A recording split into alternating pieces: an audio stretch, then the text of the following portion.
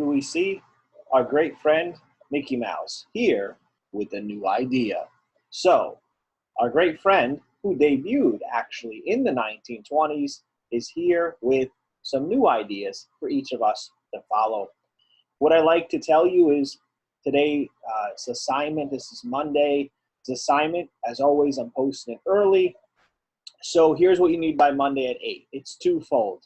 Number one, corrections for page 120. So if you have not completed workbook page 120 as you were supposed to last time, in addition to the 25.1 notes, which you were supposed to finish last time, please pause the video and do so first. As for right now, we're going to dive into workbook page 120. Before I do, okay, you're going to have to post that image that you corrected it. And there's a lot on this page 120. So if for some reason you can't fit it here, go ahead and just do that on a separate piece of paper, the corrections, and you can always just tape it in the workbook or staple in the workbook. That's fine. If you type this, you can go ahead and have them type too. But either way, let me tell you the second part. The second part is going to be as follows. So I'm just going to share the screen so you can follow along as well. So second part will be the textbook pages. I'd like you to carefully read through the chapter. And again, read through chapter 25.1, Politics and Prosperity, textbook page 718 to 722. Complete 722, number 1 through 7, all. You should have had the index cards, flashcards from last time. If you didn't, please make them. Take a picture of them now. All questions of full detailed sentence. Of course, 6 and 7, 5 to 6 sentences each, as always. So have those two posted for Monday. You all have been doing a really great job with keeping up with the assignments. All in all, a couple friends here, their grade has not, held because they're not reading the details before they post. They're not looking to see that it's a quiz grade and worth 20 points before they write just a couple sentences. But other than a few here and there, it's been good. If you watch carefully, you're okay. So page 120, number 1.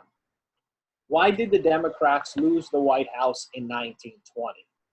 Well, Woodrow Wilson was no longer this great hero. He was no longer as popular as he once was. Remember, he was supposed to keep the nation out of war. He was supposed to bring this world peace. Well, as you know, he ran into many great difficulties especially through the Treaty of Versailles. Him not being able to get his 14 points officially executed. All of a sudden, Wilson is no longer popular. So the Democrats are blamed for what is happening now. Okay, there is a sharp recession, economic slump. So there is an economic slump that follows World War I. Who's to blame? Wilson and the Democratic Party is to blame. 2, why were the 1920 cabinet members called the Ohio Gang? The reason why, the reason why they're called the Ohio Gang is that most of them were President Harding's friends from Ohio, and they took advantage of their government jobs. They were this gang from Ohio, Harding's friends, his old friends, and they took advantage of government jobs that they were basically rewarded for being a great friend with the president. Number 3 is a big one. You should put a star next to 3. What was the Teapot Dome scandal? The Teapot Dome scandal was when the Secretary of the Interior illegally leased government land to oil executives. It's what I told you about last time. So the Secretary of the Interior is going to go ahead and illegally lease government land to oil executives. The Secretary of the Interior, who was given the position by President Harding, his name is Albert Fall. And he's eventually sent to jail because he's basically taking a payoff to give these oil executives land that doesn't belong to him. It belongs to the government. But who's getting rewarded? He is, because he's allowing these oil executives to drill for oil on land that's not even his. So he's taking what you would see as a bribe. Number 4, what were the domestic presidential policies in the 1920s? What were the domestic presidential policies? Well, their policies were generally pro-business. They were generally pro-business. So they wanted to push for more businesses. So what they did, okay, President Coolidge ends up doing is he's going to cut regulations on businesses. And he puts businesses in charge of government agencies. So Coolidge's goal is to put businessmen in charge of these government agencies. Coolidge feels that if he cuts regulations on businesses, the country would be able to prosper again because economically they would be more stable. They're hoping that this would lead industry to have a rapid economic growth, especially right now that World War I just ended. So we needed more jobs, we needed more income, and as a result, to these regulations, this does take place. More jobs and incomes suddenly rise. 5. What were the sources of the economic booms of the 1920s? So the sources were as follows. Government's pro-business policies made investors confident enough to buy more stocks. So investors felt more confident that, okay, if we can buy the stocks here and it's going to be a wise investment. It's not going to be something where they're going to lose a lot of money here. They feel confident that these stocks are going to hold and they're going to be able to make money off of this. So greater confidence. Coolidge's goal is to make Americans feel more confident with the economy, especially after this recession that followed World War I. So all of a sudden you have a rapid rise in the stock market. Okay? Buying on credit leads to a soaring stock market. So you have a rapid rise in the stock market. And installment buying, okay, installment buying also leads to more spending. If you remember from last time, installment buying, buying on credit, think of with credit cards, now you don't need to have that cash in your pocket. You can go ahead and buy a product and you are billed monthly installments. That's your installment buying, which is also known as buying on credit. So it's a big, big boost in the economy during a very, very difficult time, and a time where many Americans were not confident to go ahead and make these investments.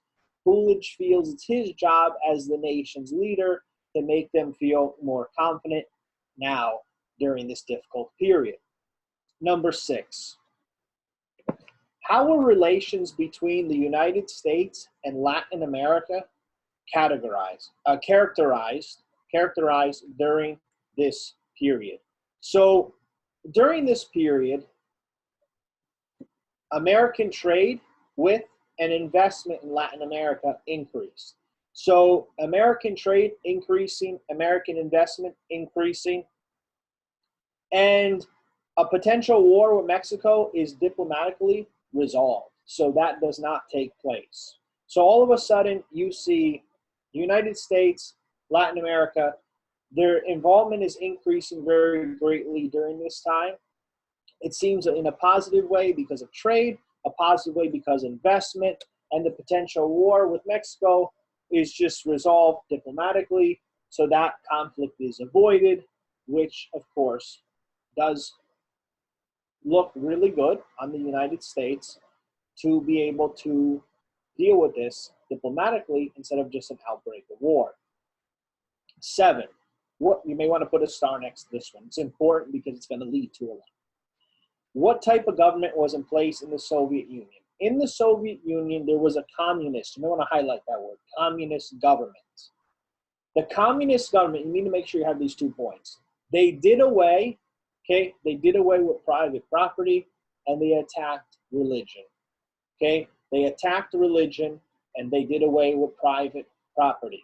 Communism, I have it here so you can see this. You may want to jot this down. Communism is an economic system in which all wealth and all property is owned by the community. The community owns all wealth. The community owns all property. Number 8, What happened at the Washington Conference in 1921? In the Washington Conference in 1921, the United States, Great Britain, and Japan agreed to limit the size of their navies. So you have Great Britain, the United States, and Japan to limit the size of their navy. If you take a look on the bottom here, many Americans were in favor of a disarmament in Europe, especially right now at the end of World War I, to decrease the chances of an outbreak of war like that ever again. And a disarmament of weapons is a reduction of weapons. And you have now the United States, Britain, and Japan saying they're going to reduce the size of their armies. It's pretty interesting seeing that, especially because, you know, the U.S. really increased the size of their army during the early 1900s. You see individuals like TR pushing for that naval force. And all of a sudden you have, you know, these nations saying, wait a minute, that was almost asking for an outbreak of war, so let's avoid that in the future. 9 through 16 is where we have difficulty sometimes writing the full sentence. I'm not sure why. Number 9, it says Warren G. Harding. You would just say he is, or Harding is, or Harding was, okay? Harding was a Republican. He was elected president in 1920. He's pro-business, and as you know, he did die in office of a heart attack. Many attribute that to all the stress that was placed on him, especially when many of these scandals came to light. Okay, Andrew Mellon. Andrew Mellon is President Harding's Secretary of the Treasury. He balanced the budget and he lowered taxes. He balanced the budget and he lowered taxes. The next one is a big one. You may want to highlight his name or put a star. Not the first or last time we'll hear his name. Herbert Hoover. He is Harding's Secretary of Commerce. He's Harding's Secretary of Commerce. He organized food supplies for Belgium during the First World War, and he also helped American businesses expand overseas. So he's looking very deeply at trade, at commerce, at going ahead and, you know, opening the doors for American business overseas, American business to increase overseas. 12 is a huge one. Star, highlight this one. Albert Fall. He was Harding's Secretary of the Interior. He's the one we keep talking about that illegally leased government land to oil executives. And as a result, he was sent to jail. The Teapot Dome scandal. It's the first cabinet official being sent to prison for involvement in oil bribery. So that's essential. Teapot Dome scandal. And you can see the photograph I have on the right there. You have the Senate committee investigating the Teapot oil leases. 13, Calvin Coolidge, star highlight, big name here as well. These are all really big. We have a few here that you really need to know. He was Harding's vice president. He ends up becoming the United States president after Harding dies of heart attack in office. He's also pro-business, and that's important, especially in the direction that the United States wants to involve themselves in to really bring this economy up again. So the pro-business motto is essential for these individuals, especially because the nation needed it very, very deeply at the time. Dwight Morrow, he was a diplomat whom Coolidge sent to smooth over tensions with Mexico. So this is the individual that Coolidge sent over to cool the tensions between Mexico. The last thing Coolidge would want here is for the United States to be involved in any type of conflict or war with any nation. At this moment, he's avoiding a potential war with Mexico, and they're able to resolve it diplomatically. 15, another name, the star highlight, Vladimir Lenin, V.I. Lenin. He was the ruler of the Soviet Union who created the world's first communist state. You may want to make sure that you have that Americans did refuse to recognize this government that was started by Lenin, okay? It's essential for you to know that he created the world's first communist state, and communism is that economic system in which all wealth and prosperity is owned by a community. It also did away, excuse me, you may want to jot it down, did away with private property and also attacked religion. One more. I'm sure it's not the first time you heard her name. We've mentioned her before. Jane Addams. She was the founder of the Women's International League for Peace and Freedom. So very, very outspoken individual. And that's important at the time because you see a lot of male figures, a lot of male leaders. So it's important to have her name here too. So we can see that she really pushed for freedom. She really pushed for peace, which was important to see from both sides, from both males and females during this time, where there's a lot of uncertainty of where the nation's going to go from here, especially after the end of World War I. You're going to see a greater push for women's rights, which you know about. You know about their role in prohibition as well. The next section, we're going to be reminded of it a little bit more. What I actually do is post these corrections. Number wrong on the top, please, guys. Full sentences always. And then the textbook questions, complete those, post those, pencil or typed. And then get ready for the next day's assignment. We're going to have a quiz on this section. Remember the plagiarism issues I had with 6 and 7. It's very, very annoying, frustrating, all of the above. Take advantage of the resources that I provide you. Don't copy and paste my notes word for word. I believe you know that. You guys haven't done that yet. We do have some people that need a little more effort. We're getting there. Keep getting there. Until next time, stay safe, stay well, and we'll see where this goes.